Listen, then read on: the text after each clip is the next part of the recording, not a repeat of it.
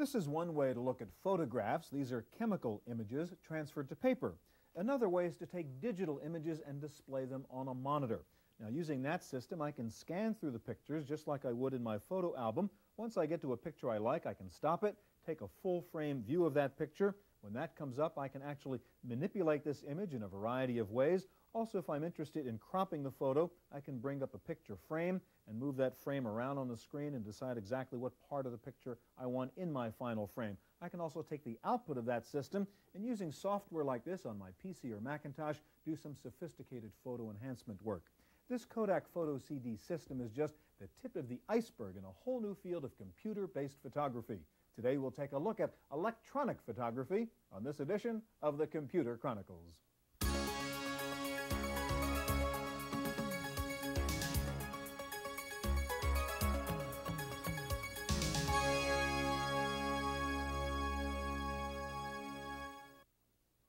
Computer Chronicles is brought to you in part by Intel, microprocessor technology for the software of today and tomorrow. Intel, the computer inside.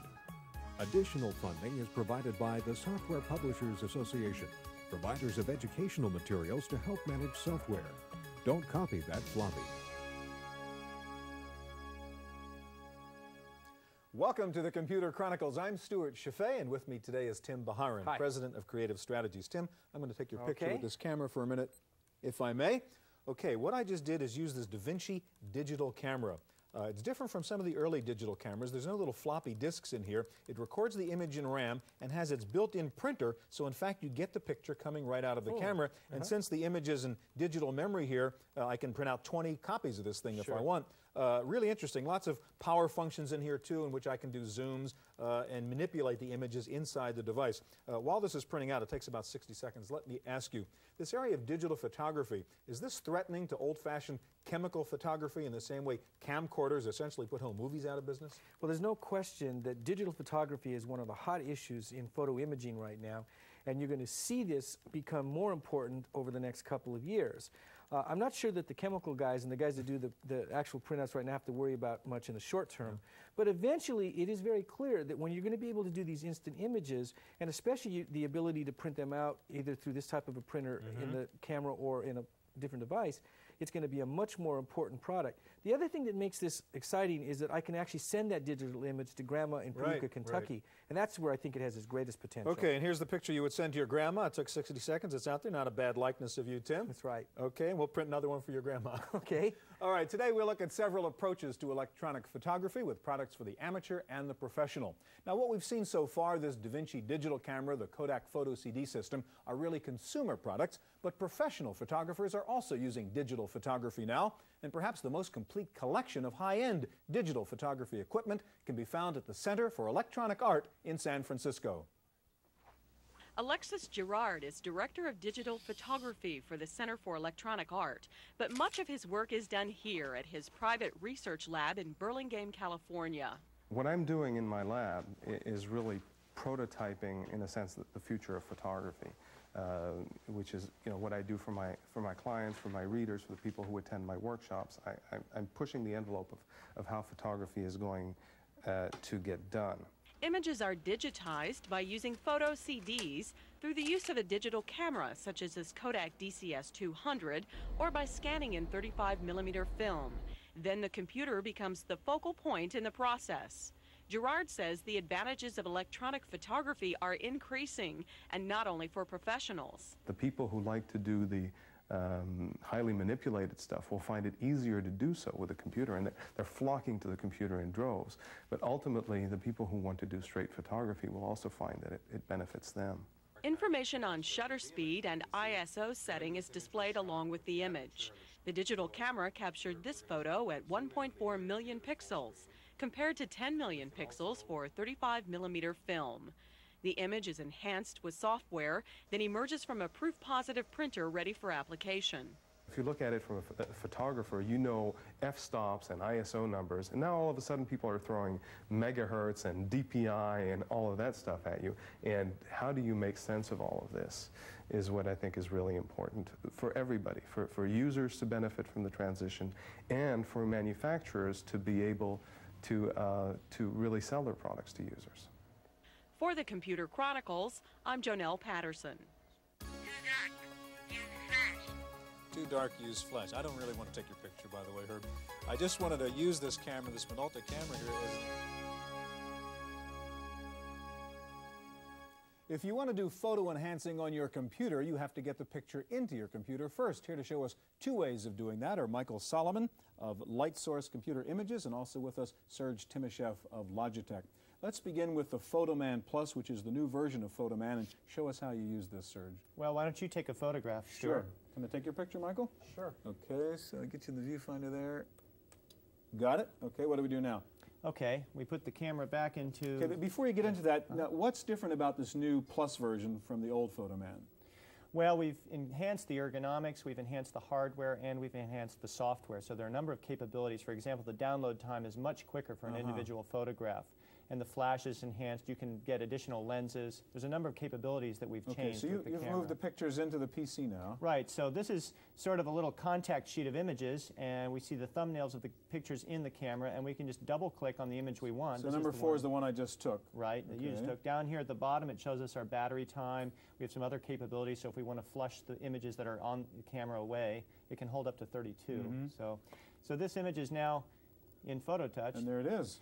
And we can do a couple of things. We can crop it. We can increase the sharpness. So we can fix my soft focus problem there. Right, and we can zoom in all the way down to the pixel level. So if there was a little shiny spot, we could touch it up with a little bit of digital makeup, or we could do whatever we need to enhance the image to make it the way we want to have it. And then we could actually just very simply copy it, go into another application, let's say a Mi Pro, a word processor, and we could paste it right here. And there it is, desktop published right on the fly. What kind of applications are people, in fact, using Photoman for? Well, aside from the standard desktop publishing application, certain specific industries are really interested in Photoman, such as insurance, for example, where people go out in the field and do work. Documenting accidents. Right. A real estate person, for example, could take pictures of a new house, go back to the office, desktop publish it into a little flyer for someone, or send it over a modem to another real estate office. Security. There are a number of police departments in the country that can take a photograph immediately and send it across the country to other people that may need to look at it. And the software here that you were showing us, that comes bundled with the Photoman, or you buy that separately? Yes, no. The software comes with it, the image editing software and the acquisition software. Okay, so you can do your usual image editing and enhancements, the kind of things you showed us. Exactly. And sort of what's the price range? I know this is just coming out now, the Photoman Right, Plus. the current Photoman is $899, and this should be in the same range with the street price several $100s under that. Okay, Michael, let's turn to you now. If I don't have a Photoman, but I just have a picture, and I still want to do the same kinds of things, then I suppose I can use your system, Ophoto? Right. Ophoto is a software package that drives many of the current scanners that are on the marketplace, typically flatbed scanners. And it allows you to get images into all kinds of documents that you might already have. In terms of the applications, Michael just showed me this before, and I thought you might see. I mean, what's over here is the typical report you might have done in the old days just using your word processor. And over here is what it looks like once you scan photos in, and it's a pretty dramatic difference in communicating. Can we do an example and show me how you use Ophoto to do the same kind of thing by scanning in an image? Now, can I set up a problem for you? Yeah, that'd be great. All right, I'm doing a report and I need a picture of the Golden Gate Bridge. Okay. And the only thing I can find is this crummy looking postcard, which has a lot of junk I don't want on it, and the colors are kind of funky. It's sort of yellow and green. Right. Could I use this and do the same thing sort of? Absolutely. Let's put it on this okay, Apple. So I just scan it in. Color One just lay scanner. it in there. Okay. Put it in there. So and you didn't pay any attention to how you put it on. You just sort of dropped it on there. The first thing I do in Ophoto is I tell the program what is my output device. And for today, since we're on television, we're going to use this Apple Color display. After that, I just hit the auto scan button. Now, the image that you put on the scanner was a postcard, which has been printed. Typically, when you scan printed images, you'll find that you get what's called a moire pattern, which are these funny wavy little lines. You see these all the time. One of the strengths of Ophoto, one of the powerful things it does is it automatically eliminates the moire pattern during the scanning process. Doesn't have to know what kind of image it was at all. So here we're scanning it right now, and there it is. We're now doing... And I put it in kind of slanty there. Yeah, it's a little crooked, but we now are doing a low-resolution pre-scan of the platen, trying to find the image. And we have found it. and we determined that it's a color photograph automatically. So we can figure out, is it a photo, is it a grayscale photo, is it a piece of line art, whatever it is, we can figure that out automatically. Once we do that and we found where the image is, we come back and we do a high resolution scan, which is what you're about to see begin right so now. we see it coming up right now. And it's about to start scanning at high resolution, and you'll see the image. So it's literally scanning it a second time. It scans it first to figure out what it is it's looking at. Exactly. And then does the real scan once it's set its parameters? Right. And what it's done is it's figured out exactly what the DPI should be based on the output device and the bit depth, all of these complicated things. I mean, you haven't touched a button here this whole time. It's been operating all by itself. All right, what can we do? Now we have it scanned in. It's scanned in, except it's a little crooked, and the program is actually straightening itself right now. Now, how did it know to do that? It actually finds the edge of the photograph and straightens it. And the last thing it does is crop away the white space. Now, I could be done, but what I might want to do with this... so I don't want all the junk. I just want the picture of the bridge. Yeah, and you're probably going to put it in like a newsletter or something. Yeah, I'd like to then paste it in a column in a space I've already preserved inside my document. Well, let's say that's a 4-inch wide space. So I type in 4, and then I come over and I choose the area that I want to have. And once you're selecting just the photo. I selected just that area, and I chose crop and resize. And very quickly, it's actually going to scale the image up so that it will now stretch it out to fit into a 4-inch wide column. The only other thing I might want to do with this What about image, the color problem? Right, because when they printed that postcard, they added a little cast to it. Yeah. The program, by just hitting the suggest button in the correct color dialog, can actually remove that cast. So again, you're not telling it what kind of color correction to make. It's analyzing the colors and saying, this is wrong, here's how I'd fix it. Exactly. Wow. So here I can undo that real quickly so you can see the difference. That's the old. That's the old, yeah. And there's the new. We're done. That is pretty neat. Okay, now this is just software, the OPhoto package? Yes, the OPhoto software, which has a list price of $399, a standalone, or ships with the new color Apple One scanner, which is about $1,300. That's great, guys. Thank you very much. Okay. In the news business, you have to move photos very quickly if they're going to make it into the morning paper. Well, digital photography has been a great solution for that problem. And one of the leaders in digital news photo work is the Philadelphia Inquirer. You won't find photographers in a dark room at the Philadelphia Inquirer. After their film is shot, processing is entirely electronic. Computers are used for cropping, color balance, dodge and burn, and delivery to the editor's desk. The quality of a scanned image is really pretty good. Economically, of course, we aren't buying printing paper anymore. We aren't dealing with the chemistry that we use to process printing papers. The Inquirer invested in the Phoenix system, an integrated hardware-software package developed by former AP photographer Dave Tenenbaum. Desktop units are networked, and 2 portable units with high-speed modems allow same-day delivery of color photos from locations such as a Phillies game 1,000 miles away. The system as it stands now uses a Nikon high-resolution scanner that's an external device, along with the Dolce lunchbox size PC, which has a built-in color screen, and add in a mouse, and that's pretty much the entire system. What's coming down the road and what we have prototypes of is Nikon's done a complete 35mm film scanner that's the size of a 5¼ inch disk drive, and it will actually fit inside the Dolce, and it will be just this one lunchbox size device, and you sling that over your shoulder and run on the plane and go cover a story. The Phoenix software does not include graphic cloning tools because in the newspaper business, credibility is the bottom line. In the graphics world, it may be cute and interesting to put a third eye on somebody's forehead. In this world, it is unspeakable. It's the last thing you can afford to do. So what we do is design and implement a feature set that is very analogous to what people can do in a conventional darkroom and supports the things that people are used to doing and absolutely does not allow things that would degrade the credibility of the image. For the Computer Chronicles, I'm Jonelle Patterson.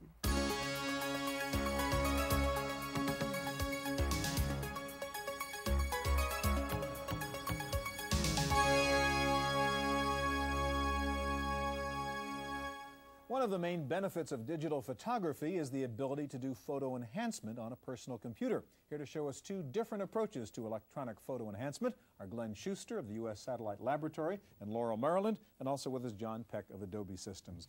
Glenn, you have a kind of exotic system here in which we can actually bring down satellite photos into a PC or a Mac and then play with them inside there. Is that right? That's right. And one of the best things is that the imagery is free. There's no licensing involved. Once you set up with a ground station, you can continue to bring in the imagery. Now, it comes in off of an antenna or a satellite dish. When the antenna brings in an FM signal, it goes through a box like this, and the live sound sounds like that. So that'd be the sound of the signal coming down? It's the sound of the satellite. Right, it's then digitized, and it goes onto the screen, both the PC or the Macintosh platform. Okay, so all I need, I have to get a little FM receiver like this. An FM receiver. Maybe you can turn our satellite off for a second. With a complete system. Yeah. Okay, now show us what you would do. You've got two systems here, one running on a PC, one on the Macintosh, and this is called WeatherFax. This is the GTI WeatherFax system. I'll bring up an infrared image because that's one of the types of imagery that you can bring up live. Okay. Some of the things you can do. So that's an image I would have pulled down through my FM receiver. The resolution is 4 kilometers by 4 kilometers. It takes about 8 minutes to bring in a full picture. Okay, and what can I do with it? Well, you can quickly reference latitude and longitudinal points so you know exactly where you're looking. So that's the East Coast of the United States, I take it? East Coast, right off the coast onto Nantucket. I'll go to Chesapeake Bay. And what are we doing here? Great application for the marine industry is if you want to know where the fish are, you just go to the Gulf Stream. We're putting latitude and longitudinal lines on the image now. This is an infrared picture. One of the other great enhancement tools you can use is color with these particular systems. And so it's a black and white photo as it comes down to us, but you can use the coding to put color in there. That's right, 256 shades of gray, and you can see the Gulf Stream. On the Macintosh platform. Yeah, what's on here? This is also an infrared picture, but it's from a geostationary satellite. You use a dish for that. Okay. We can zoom in on a picture. This is the same kind of weather picture we'd see on the news, right? That's right, except now with this type of imagery, you don't have to pay per picture. Right. You can just have the imagery so in you've your own. Zoomed into the coast of Florida, and this is Hurricane Andrew? Right. It'll be an exclusive ground station. We can put some color as the infrared picture is basically showing us cloud temperatures with height. So you're creating, what, a color palette that will map temperatures? That's exactly right. What I'm going to do is I'm going to color the coldest cloud tops red. Okay. And I do that by painting. And I can add to that, and I'll know also exactly what temperature each particular pixel is with the cloud, which is also invaluable data. The neat thing is also the application in education. You can do, our company does hands-on program training with teachers and makes them comfortable with the imagery in the classroom. So you could use this stuff in a school environment, or if you just want to have fun and bring down your own weather pictures. When the live picture is overhead, and the kids hear that, it's very exciting as the picture scrolls up onto the screen. That's right. All right, that's terrific. Now you could take your images, I take it, and put it into something like John's Photoshop? Other applications, you save it in a particular file format. All right, John, you've got a new version of Adobe Photoshop version 2.5, and what are the new features you've put in it? A lot of new features. Basically, we have new ways to make it easier for people to get power work done, and tools that allow you to really prepare an image, a color image, before you go to press. A special tool called Variations we have in there. All right, let's run through Photoshop 2.5 and show us some of the new things you can do. With pleasure. Actually, I've got the program running up here now. I can actually drop back to a stage where I'm allowed to bring in images, everything from black and white to full color scenes. And this new tool I'll show you works beautifully on, say, a still life, like this boat here. It's perfect. Photoshop allows me to study the image in greater detail, zoom in and see portions. A lot of times people have been struggling with ways to select areas to do work. Well, we've got a menu here called Paths, and it allows me to go in and start drawing smooth Bezier curves right out of Adobe Illustrator and chain together a sequence of these curves to trace out anything. It makes perfect sense because that way you can save the path away, call it back at some other time, step back, and really be sure it's what you want. So you've really now defined the boat as a piece of thing you can work with or not work with. Exactly. Either the overall image or just a portion of it. Here, let me take and make that particular path into a selection very quickly, easily, and now do some creative work with it. We'll say, for example here, let me stop and just take a close look. I'm going to want to do work on just the inside of this boat, and for people who haven't had a chance to practice with Photoshop, a new tool called Quick Mask allows me to mask away the outside areas, leaves exactly what I can operate on in clear color. Or better still, if I want to start doing an effect, why not just go in, Here I'll say leave the boat alone, but let me apply some filter to the outside, maybe to soften and blur, or apply a Gaussian blur like we show here. So we just want to play around with the background and not the boat. Exactly, exactly. In this and case, you can actually do that by having outlined it. Yeah. We're applying a Gaussian electronic filter. We're saying make everything in the background soft and there it is, slightly out of focus. Oh, that's gorgeous. Just changes the mood entirely. Okay, what else can we do in terms of actually working with painting on top of and augmenting the photos we have in there? That's a great question. In fact, let me open an image and show you a couple other tools that make a lot of sense here. A lot of people use Photoshop not to just retouch live images, but to do original creative painting. And there are windows in here now in Photoshop 2.5 that let me describe exact colors, for example, as well as brush sizes. You'll see some wonderful menus that just make perfect sense the first time out the chute. In essence, I pick up a dab of color, like bright green. I choose a spot size of brush, and then I go and I say, okay, let me paint onto my image playfully. I can either fool around like this or do something very useful by just saying, let me draw a tracing of the actual image, maybe save that away as a path. And here I'm going to show you something really remarkable. If I call up a path, and I'll push some of these menus out of the way so we can watch along with me as I do the operation, I'm going to be able to go in and ask the computer to do some work.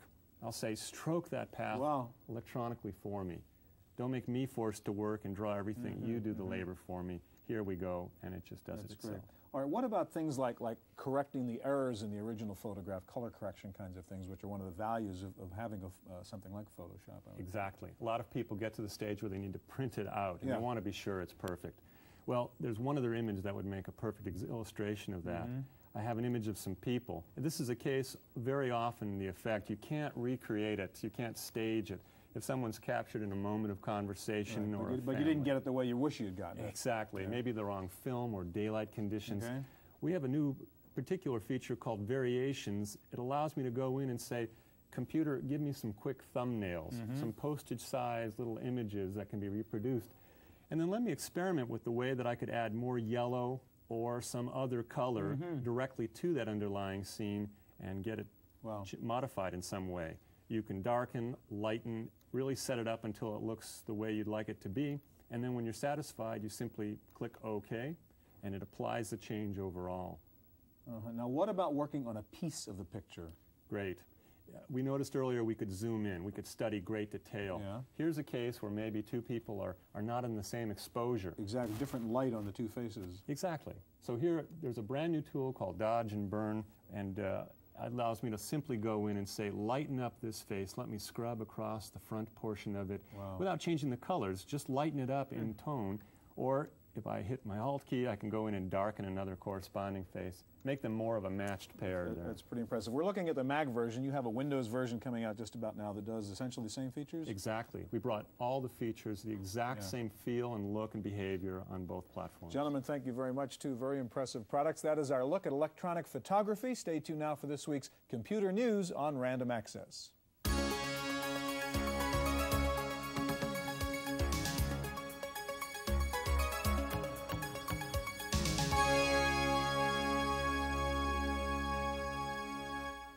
In the Random Access file this week, the highlight of this week's Macworld Expo in Boston was the long-awaited official introduction of Apple's personal digital assistant called Newton. The handheld communications and computing device launches Apple into a critical new product line. We'll have a detailed report on the just-announced Newton in next week's program. Microsoft says Windows NT is on its way. Manufacturing has begun 30 days ahead of schedule. The new advanced operating system will ship in late August. Several hardware manufacturers have announced they will be bundling NT and the NT Advanced Server on their high-end machines. Next up, this week's software review with Paul Schindler of Windows Magazine, provided courtesy of CMP Publications. Today, we'll look at a Macintosh package that helps you organize your thoughts and generate new ideas. It's called Inspiration. There are several packages like this on the market. This one is the most visual and self-explanatory. Open the outline tutorial and you have a choice of views, the unfamiliar diagram as well as the familiar text and outline. The diagram gives you a visual look at the relationship of ideas. You can drag and drop ideas, changing their spatial relationship to each other. The on-screen toolbar allows you to zoom in and zoom out by pushing the buttons at the bottom. If you click on an item in the diagram, then switch back to the outline view, the same item is still highlighted. To link two ideas, you click once on the object, then again on the diamond-shaped handle. Then you can draw a line connecting it to another idea. Under File Open, you can find templates that include flowcharts, goals, letters, meeting memos, organization charts, and project planning. Inspiration is $300 from Inspiration Software in Portland, Oregon. For the Computer Chronicles, I'm Paul Schindler. If you're a PowerBook user, 5th Generation Systems has just announced DiskLock PB, the new password utility that provides software and hardware security for the Macintosh PowerBook.